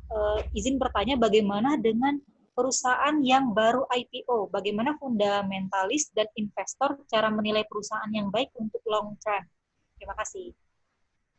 Saya pribadi itu hampir nggak pernah beli saham IPO. Kenapa? Karena ya memang kalau IPO itu kan kita belum melihat ini ya apa track record dia sebagai perusahaan publik kan. Yang ada adalah ketika IPO itu kan memang sudah ada prospektus. Nah di prospektusnya itu kan juga ada informasi laporan keuangan perusahaan itu misalnya di beberapa tahun terakhir itu. Tapi saya pribadi kalau merasa ada kekhawatiran juga bahwa kalau saya membeli terlalu mahal gitu. Jadi saya lebih suka membeli saham perusahaan yang sudah apa terdaftar di bursa lah gitu, bukan yang IPO. Emang kadang-kadang ada peluang juga sih habis IPO itu kan dia naik tinggi gitu kan. Nah, tapi ada juga yang habis IPO dia turun. Kalau saya pribadi lebih suka yang non IPO. Silakan Mbak Rika yang lain. Oke, baik. Ada yang nanya sih, mungkin ini pertanyaan cukup sederhana. Pak, bagaimana cara menentukan harga wajar sebuah saham, perhitungannya bagaimana? Ini yang susah. Value itu susah. Kalau ada pepatah mengatakan beauty is in the eyes of beholder.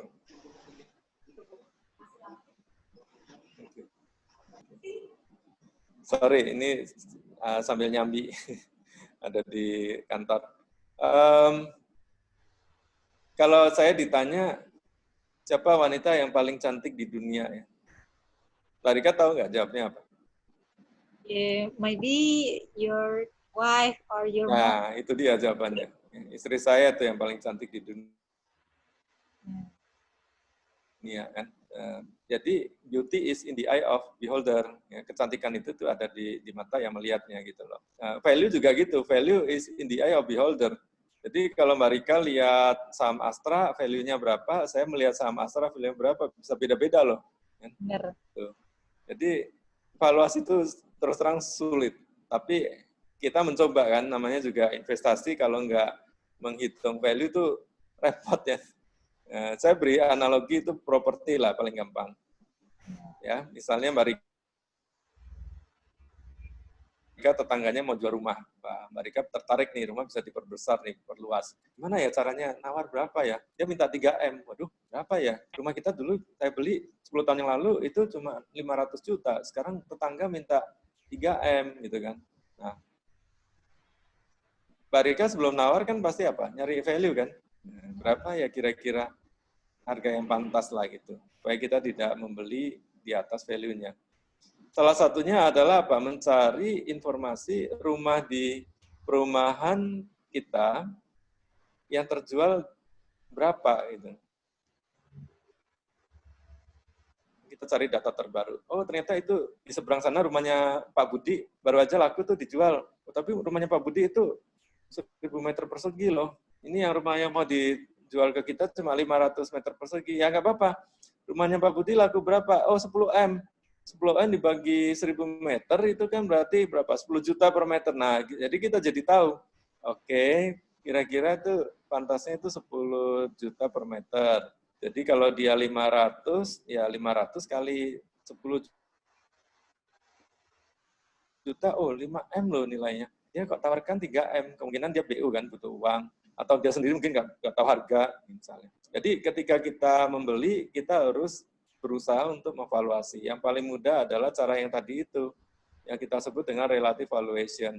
Jadi kalau di saham, kita tidak mencari harga rumah per meter, atau harga tanah per meter, tapi kita berusaha mencari apa? Menggunakan misalnya rasio price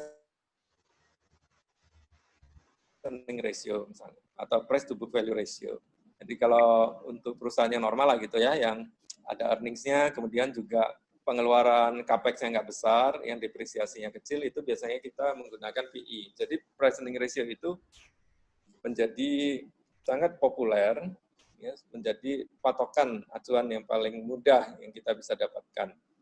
Jadi kalau ada perusahaan misalnya PE-nya udah 30 kali, kita udah ekstra hati-hati. Waduh, PE 30 kali ya. PE 30 kali itu kan artinya apa? Kalau harganya itu adalah misalnya PE 30 kali, kalau harganya itu adalah say 3.000, berarti dia punya earning per share itu cuma 100. Earning per share itu kan laba per saham. 3.000 dibagi 100 kan 30 kali. Artinya apa? Kalau perusahaan itu earning per share-nya nggak berubah segitu-gitu terus tiap tahunnya 100, butuh waktu berapa tahun untuk balik modal? 30 tahun loh. Ya kan? 3.000 bagi 100. Butuh waktu 30 tahun. Wah, ada saham yang PE-nya 30 kali kita masih berani beli. Kenapa? Kalau kita merasa bahwa dia memang punya growth pertumbuhan yang luar biasa cepat gitu. Tapi kalau nggak yakin ya jangan gitu. Jadi tetap aja kita harus mengevaluasi menggunakan cara yang sederhana seperti PE, PBV itu sebagai patokan. Pak, tapi saya pernah lihat ada saham yang udah gila-gilaan, PBV-nya tinggi, PE-nya tinggi, masih naiknya gila-gilaan in the short term. Ya kita nggak bisa bilang karena harga itu adalah supply and demand ya. Kalau misalnya katakanlah harga itu naik ya for some reason ya, mungkin ada katakanlah trader-trader yang suka ya kemudian mengejar-ngejar saham itu dalam waktu singkat bisa naik 10%, besok 20%. Itu bisa aja terjadi gitu. Itu kan fenomena di pasar modal ya, di bursa saham. Tapi basically kalau yang namanya harga ya akhirnya dia akan menyesuaikan ke value-nya. Contoh misalnya BRI. BRI sekarang banyak berhenti di 3.100, 3.200. Itu yang saat ini orang menganggap itu valuasi yang wajar untuk saham itu. Ya, gitu. Kalau dia turun jadi 2.500 orang pada beli. Kalau dia naik jadi 3.500 orang pada jual. Karena pada saat ini konsensus, ya, kebanyakan orang majority itu merasa BRI itu adalah yang wajar itu di 3.100, 3.200. Kira-kira seperti itu. Jadi saran saya adalah berusahalah untuk tetap menghitung value meskipun dengan cara yang lebih sederhana. Yang paling gampang itu lihat PE dan PBV itu. Kalau Keng Hong itu pakai cara itu, PE. Ya, membeli saham melihat yang murah karena dia value investor kan. Jadi dia mulai tertarik, triggernya adalah kalau saham itu murah. Ya. Murah itu berapa? Ya kalau PE di bawah 5 kali menurut beliau ya. PBV di bawah 1 kali. Pak, apakah kalau saya beli saham yang PE-nya di bawah 5 kali, di bawah PBV-nya di bawah 1 kali bisa langsung naik, enggak ada jaminan. Ya, diajak turun masih bisa gitu loh. Ya karena market itu butuh waktu untuk apa? Untuk menyadari value yang benar itu berapa sih gitu. Jadi market itu kadang-kadang juga seperti orang yang apa ya? Kalau mau joke itu kayak preman ya. Preman yang lupa diri belum bertobat gitu. Jadi ada saham yang harganya salah makin salah lagi gitu kan. Gitu. Jadi kemudian bertobat gitu. Wah, ternyata ini yang benar nggak segini. Ini kan. Kayak misalnya United Tractor, Pak Lokeng beli di 250 perak, lu bayangin. Ternyata harga yang benar nggak segitu. Gitu. Oke. Mungkin satu pertanyaan lagi ya, Mbak ya? Oh iya, boleh Pak. Ini ada pertanyaan juga Pak, langsung aja. Mohon izin bertanya Pak. Saya ingin bertanya, jika kita menjadi investor, apakah perlu belajar tarik-tarik garis seperti trader dari beberapa ratio, ROA, ROI, DER, EBIT, PBF, BVPS, mana yang paling utama diperlukan dijadikan patokan? Meningkat sebuah perusahaan, nggak ada yang sempurna. Mengingat sebuah perusahaan nggak ada yang sempurna. Ya, kalau trader kan memang dia apa ya, horizonnya kan pendek ya. Relatif lebih pendek lah. Ada yang cuma jam-jaman, ada yang harian, ada yang mingguan. Nah, sedangkan kalau investor itu jangkanya lebih panjang. Jadi kalau dibilang perlu atau tidak, kalau saya sendiri sih, saya pribadi saya nggak pernah lihat atau menggunakan technical analysis. Ya. Sekali lagi saya nggak mau bicara tentang apakah itu perlu atau enggak untuk trader karena saya batasi pembicaraan saya sebagai investor. Karena saya melihatnya itu lebih ke jangka panjang. Jadi saya buy and hold itu, buy sebuah saham itu betul-betul sangat mengandalkan valuasi menurut saya dan harganya saat ini berapa. Tapi kalau melihat pergerakan harga juga kita tentunya pasti melihat juga ya. Ini misalnya kita mau beli BNI misalnya. Kita lihat paling nggak 5 tahun terakhir seperti apa sih harganya. 3 tahun terakhir seperti apa, ya, setahun terakhir, 6 bulan terakhir. Oh, kita jadi punya gambaran bahwa sebenarnya saham ini dulu valuasi atau harganya itu pernah sampai 10.400. Ya. Kemudian dia turun. Ya, karena apa dia turun kita cermati. Jadi kalau saya pribadi sih untuk investasi jangka panjang itu biasanya saya tidak menggunakan technical analysis karena itu biasanya lebih ke jangka pendek. Tapi kalau technical analysis itu sendiri kan macam-macam ya. Ada yang tren jangka panjang. Nah itu mungkin juga menurut saya sih bisa bermanfaat juga ya kalau kita melihat tren jangka panjangnya seperti apa gitu. Melihatnya yang lebih panjang bahwa mungkin ini tren jangka panjangnya memang saham ini sedang naik gitu. Ya, itu mungkin bisa memberi lebih keyakinan buat kita untuk membeli saham itu. Sekali lagi saya open ya terhadap semua metode atau ilmu yang ada gitu ya. Cuma gini, kita sendiri kan lalu harus punya pegangan nih mana yang saya yakini gitu. Nah yang saya utarakan itu adalah yang tadi yang pengalaman saya yang saya yakini. Itu kalau fundamental itu nomor satu sih kalau saya melihat perusahaan itu dia harus profitable. Karena Anda beli saham itu, investasi saham itu kan yang dicari adalah apa? Yang dicari adalah cuannya kan, laba bersihnya. Jadi return on equity itu harus. Terus melihat net profit margin-nya juga. Ya. Rasio lain itu yang penting juga itu adalah selain tadi valuasi ya, PE, PBV itu adalah tadi profitability, yaitu berapa besar ROE-nya sih, net profit margin-nya itu berapa. Kadang-kadang kita melirik juga yang namanya total asset turnover. Dan jangan lupa yang penting lagi itu DER tadi, itu debt equity ratio itu. Nah, hindari beli saham yang DER-nya terlalu tinggi. Mungkin itu aja sih tips saya. Baik. Ya, jadi untuk yang suka trading juga sebetulnya ada baiknya juga memperhatikan fundamental. Ya jangan sampai istilahnya mentradingkan saham yang fundamentalnya nggak jelas gitu. Ya, takutnya ya itu tadi Anda bermain-main dengan saham yang fundamentalnya nggak jelas. Jadi kalau misalnya mentradingkan saham yang fundamentalnya bagus kan itu sebenarnya bisa memitigasi risiko lah gitu. Oke Mbak Rika, ya, ada apa? Baik Pak, kalau masih boleh nih Pak, terakhir. Ya boleh, silakan.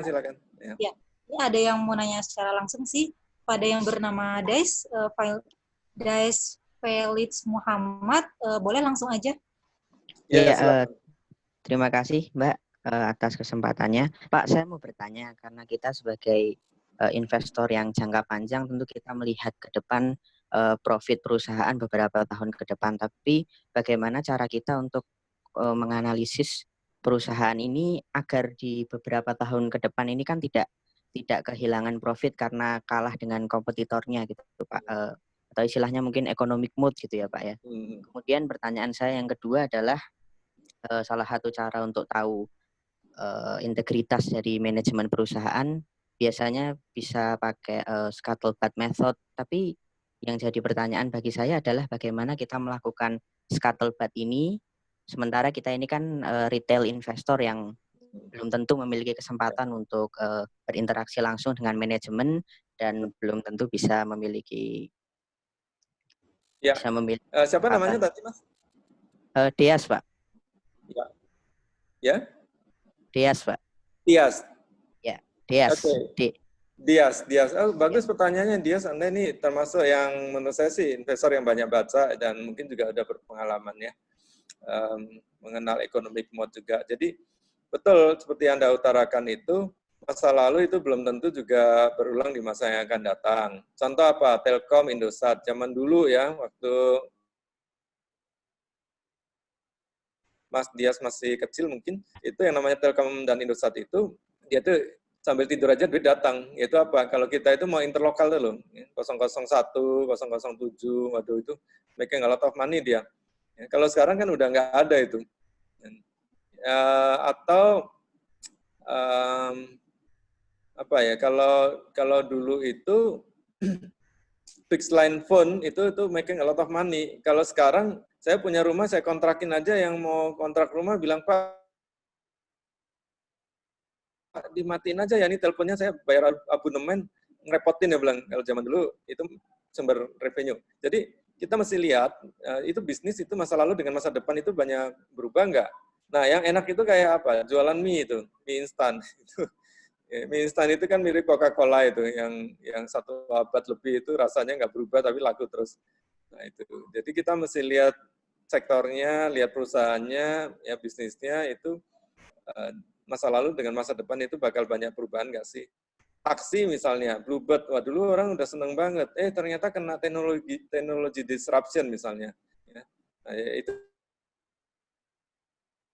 itu mesti diperhatikan. Kalau yang potensi kena disruption seperti itu, memang kita harus ekstra hati-hati menggunakan data historical. Gitu. Ya, tapi kalau yang consumer goods itu biasanya lebih aman sih. Ya. Sejauh-jauhnya kita berubah, makan yang Korea juga akhirnya balik juga ke misalnya Indomie misalnya gitu kan. Kalau udah malam ya, atau kalau mahasiswa itu udah masuk tanggalan tua, itu biasanya balik lagi ke Indomie gitu. Sehari makan 3 rasa gitu ya, pagi rasa apa, siang rasa apa. Nah itu yang contoh kita bisa menggunakan rata-rata historical untuk memprediksi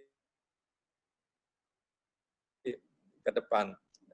Itu economic mode benar sih, itu brand ya, mungkin juga paten, teknologi. Kalau dia punya itu, kita lebih tenang gitu. Kita lebih tenang bahwa perusahaan ini masih bisa growing dengan rate yang cukup bagus. Unilever misalnya, dia kan punya brand yang kuat, ya, dia punya produknya selalu inovatif ya, sehingga orang masih pakai terus. Mulai dari nggak punya gigi, tumbuh gigi, gosok gigi, Pepsodent, sampai dia nanti giginya tanggal, itu Pepsodent. Jadi yang kayak gini nih yang kita bisa menggunakan rata-rata masa lalu untuk memprediksi masa depan. Lalu yang pertanyaan yang kedua itu adalah tentang economic mood udah. Yang kedua tadi tentang apa ya? Sorry, saya agak lupa. Tentang scuttlebutt, Pak. Scuttlebutt manajemen. Ya, kalau Anda susah ya, itu sekarang pakai cara online aja. Kalau saya itu misalnya mau cek ini perusahaan itu misalnya tata kelolanya baik atau tidak, itu gampang kok Mas. Itu misalnya Anda mau beli saham apa? Metro Data misalnya, MTDL. Nah, itu saya masukkan aja nama pertama saya masukkan aja dia punya majority shareholder siapa? Oh, itu keluarganya Pak Ci, ya. Itu saya masukkan nama anaknya itu yang jadi komisaris utama itu. Saya masukkan namanya Ciputra plus kasus gitu. Nah, itu nanti keluar itu. Itu kasus. Kalau Anda mau cek saya orang yang penuh masalah atau tidak, Anda ketik aja nama saya, Lukas Tiatmaja plus kasus gitu kan. Gitu. Nah, kalau keluarnya banyak kasus ya, wah ini Pak Lukas menipu orang atau Pak Lukas apa ya, ini berarti ini orang banyak masalah. Nah, itu Anda bisa terapkan, masukkan nama keluarga yang memiliki ya majority shareholder. Anda bisa coba masukkan nama perusahaannya, Anda bisa coba masukkan nama CEO-nya. Dari sana akan terlihat jejak digital. Itu menurut saya cara yang sangat mudah, murah, cepat untuk mengetahui apa ya ini perusahaan itu amanah atau tidak gitu. Itu dari pengalaman saya itu sangat it works gitu dengan cara begitu. Ya, terima kasih banyak. Cuttlebutt itu bisa, cuma ya itu kadang takes time gitu ya. Gitu. Keburu sahamnya udah salah harga naik ke atas kita baru beli ya. Gitu Mas Dias, apakah semua pertanyaan saya udah terjawab? Ya, terima kasih banyak Pak Lukas, sangat mencerahkan jawabannya. Ya, terima kasih. Baik, Marika, saya kembalikan ke Anda. Baik, terima kasih sebelumnya atas pemaparannya dan pertanyaannya luar biasa sekali ya, Mas Dias ya, Dias. Oke, karena mengingat waktu juga, mungkin kita langsung closing aja ya teman-teman. Yes, oke. Dan terima kasih banyak Pak atas waktunya. Sedikit sih dari saya, teman-teman, how to be a smiling investor, gimana sih jadi investor yang santuy. Kalau yang saya tangkap simple aja. Kalau kita mau jadi investor yang santuy itu kita harus siap discomfort. Ya, seperti yang Bapak bilang tadi, harus siap discomfort. Di saat kita beli saham dan turun 10-20% itu kita jangan down langsung, jangan langsung kita cut loss. Seperti yang tadi Bapak bilang lagi, karena greed investor tentunya datang dari ketidaknyamanan itu sendiri. Nah, dan lebih prioritaskan mungkin untuk investasi jangka panjang Pak ya, menabunglah di beberapa saham, jangan cuma 1 atau 2. Ya, tapi jangan terlalu banyak juga. Ya, nanti kita susah mantaunya. Ya, itu saham itu kayak anak gitu loh, mesti dirawat. Harus dipantau juga. Dan tentunya kita harus koleksi saham-saham yang dengan fundamental yang baik juga ya teman-teman. Jangan koleksi, saya suka. Nah, terus rekomendasi teman kita nggak tahu, kita koleksi aja, jangan. Ya, kita kalau Anda sudah menemukan saham yang bagus itu kayak mesin ATM, sayang gitu. Nah itu. Ya, benar sekali. Dan ingat kata-kata saya, kalau sudah punya saham yang fundamentalnya bagus ya, walaupun turun jangan cut loss deh, jangan cut loss. Kadang-kadang kita tergoda untuk kita jual dulu deh, nanti kalau udah turun lebih dalam lagi kita ambil di bawah gitu ya. Ya, benar sekali. Kadang-kadang kalau udah turun ke bawah pun Anda nggak ambil karena Anda keluar greedy-nya gitu. Ini masih bisa turun lagi. Yang terjadi kadang justru habis kita cut loss malah naik ke atas, kehilangan barang gitu. Benar sekali. Kalau saya boleh 1 menit, mungkin tadi agak terlupakan ya, kunci suksesnya itu Anda harus punya knowledge, Anda harus punya skill dan punya wisdom. Itu yang sering saya utarakan dalam seminar-seminar saya. Seperti kata Pak Lo Keng Hong, read, think, and invest. Read itu bicara knowledge sebenarnya. Anda membaca itu kan, kalau sekarang mungkin nonton YouTube ya. Read itu adalah menambah knowledge. Knowledge tentang investasi, knowledge tentang membaca laporan keuangan itu juga knowledge. Knowledge tentang industrinya. Ya, kalau Anda tanya ke saya, saham batubara saya tahu karena saya mempelajari. Anda tanya ke saya tentang bank, saya tahu karena saya mempelajari gitu. Ya, jangan sampai beli saham batubara tapi nggak tahu stripping ratio itu apa. Jangan sampai beli saham bank tapi nggak tahu kalau ternyata ada NPL tuh yang mesti dipertimbangkan. Nah, jadi you have to have a knowledge gitu, knowledge tentang investasi, tentang industri, ya, itu tentang sektornya, tentang perusahaannya. Yang kedua skill itu harus dilatih. Ya, itu mau nggak mau Anda harus terjun, beli saham, jual saham itu harus itu. Skill itu nggak bisa datang kalau Anda hanya tiduran aja, mendadak kemudian udah jago itu nggak bisa. You have to exercise. You have to exercise, seperti pemain bulu tangkis itu kan, dia harus latihan luar biasa baru bisa seperti si Jonathan Christie. Yang terakhir adalah itu dengan berjalannya waktu, itu Anda punya wisdom, Anda menjadi wise, Anda lebih bisa mengontrol diri. Ya, kalau dulu misalnya saya mengalami penurunan 15-20% aja udah, aduh nggak bisa tidur deh, rasanya nyesel banget, kenapa jadi stock investor. Ya. Jadi itu berjalan dengan waktu, itu akhirnya Anda menjadi punya wisdom. Orang bilang bahwa makin tua itu makin bijaksana. Nah itu benar, karena dia sudah banyak makan asam garam, ya jadi tensinya juga naik. Enggak. Jadi dia sudah berpengalaman, lama-lama wisdomnya naik. Kecuali apa? Orang udah tua tapi kelakuan masih kayak anak kecil. Nah itu ya nggak boleh. Ya, artinya bahwa dia tidak pernah belajar. Ya, you have to be humble, to be open mind gitu. Jadi ingat-ingat itu knowledge, skill, dan wisdom. Kesuksesan itu tidak datang dari hanya kita tiduran aja. Ya, sukses itu datang karena kita bekerja keras, menambah knowledge, mengasah skill, dan akhirnya mendapat wisdom. Itu yang Pak Lo lakukan. Ya. Terima kasih, Rika. Baik, terima kasih banyak Bapak atas pemaparannya luar biasa sekali. Sebelumnya, sebelum kita tutup, kita minta waktu sebentar untuk foto bersama ya. Silakan teman-teman semua diaktifkan aja kameranya. Ya, baik. Sebentar aja, oke.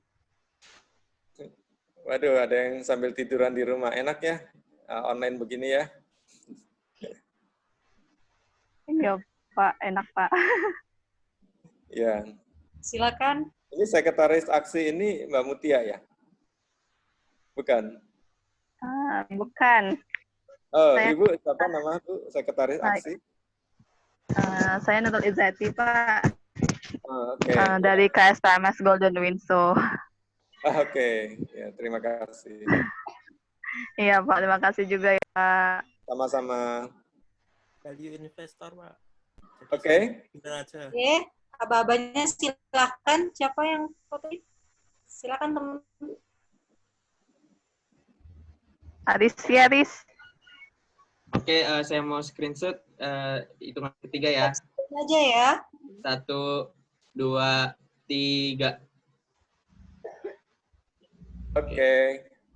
Baik, terima kasih Ya, banyak. nanti minta tolong Mutia kirim ya screenshotnya ke saya. Ya. Nanti saya masukin IG, saya masukin IG. Jangan lupa follow my IG. Ini lagi mau nyanyi siapa? Syahrini yang 34 juta. Sudah follow, Pak. Sudah follow. Udah Pak, udah follow kemarin, Pak. Saya accept. Oke. Oke, terima kasih banyak Bapak. Sama-sama. Bapak. Ya, goodbye. Saya pamit dulu. Sama-sama. Makasih ya, Pak. Halo guys. Teman-teman semua. Silakan, terima kasih buat acaranya. Selamat siang semuanya, selamat berweekend. Saya selaku moderator dari acara seminar ini mohon undur diri. Saya akhiri. Wassalamualaikum warahmatullahi Waalaikumsalam warahmatullahi wabarakatuh. Teman-teman jangan lupa follow Instagram Aksi Pusat ya. Di Instagramnya aksi_pusat. Kalau yang nanya Instagramnya Pak Lukas, itu ada Lukas_Setia_Atmaja. Sudah, terima kasih. Terima kasih. Sama-sama. Terima kasih. Jangan lupa isi form evaluasi. Jangan lupa juga follow IG saya Rika Armita. Promo nih, promo. Juga follow IG Aksi.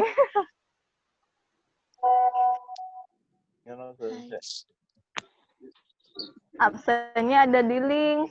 Jadi isi dulu linknya, link feedbacknya itu. Nanti kita kasih sertifikatnya plus nama.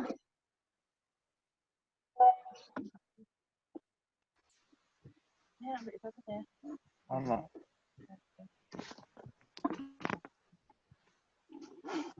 Kok belum muncul? Udah, tadi udah dibagikan. Kayaknya nih. Coba dibagiin ulang aja, please. Oke. Ya, sebentar dikirim ulang ya, Kak. Tos dulu.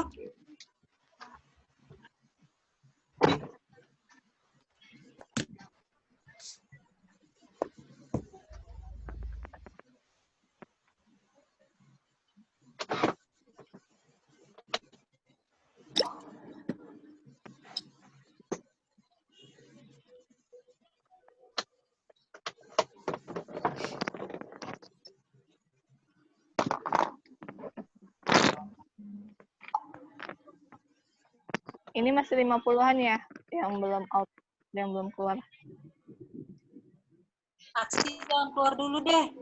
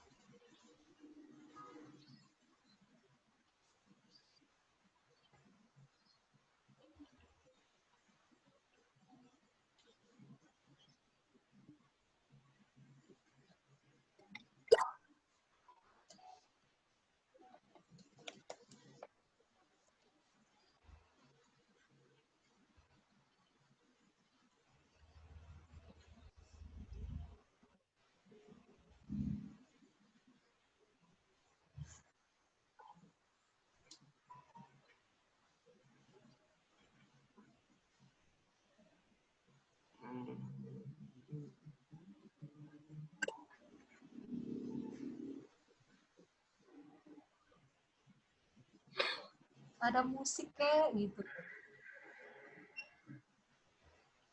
Chris, setel musik, Chris. Nggak ada musik. Taruh tangga. Ya. Aku juga nggak ada. HP-ku mati.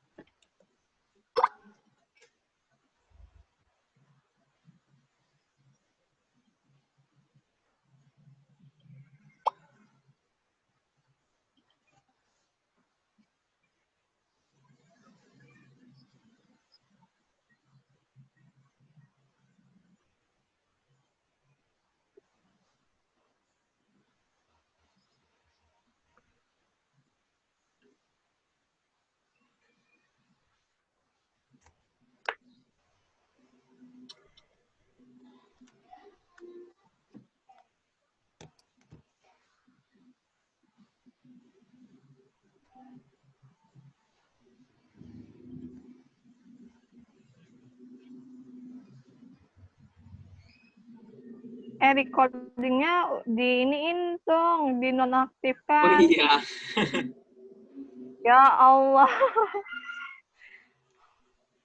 Masih kering. Perasaan dari tadi udah dikasih tahu. Ada yang masuk ini. Nisa baru masuk ke barusan. Ini Pujiastuti ini Siapa? Nisa. Tadi kan tuh Nisa. Anggota aksi kan? Ya. Puji itu. Ah, Puji ini siapa? Di